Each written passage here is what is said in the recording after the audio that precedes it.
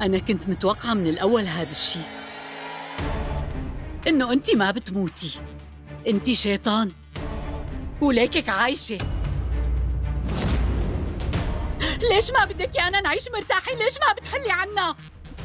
ستي، انتي ليش عم تعيطي على ملاكي كوشي؟ ملاكي الحارس اليوم أنقذتني من الانفجار.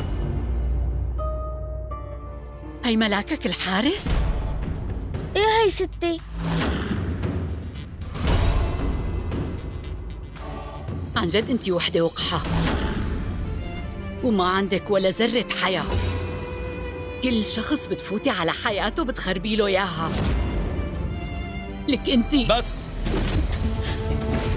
ما في داعي لهالحكي الفاضي هلا، لازم ناخده على المشفى بسرعة. تعا هاني.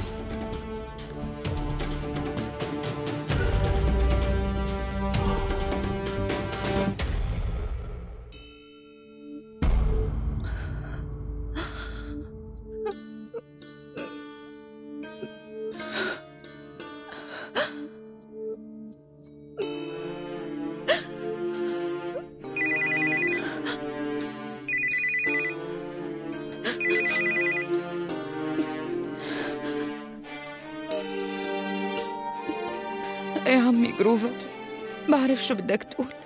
أنا ما كان لازم خلي حدا يشوفني، بس شو كان طالع بإيدي؟ هاني كان بخطر وكان أهم شيء إني أنقذه بأي طريقة.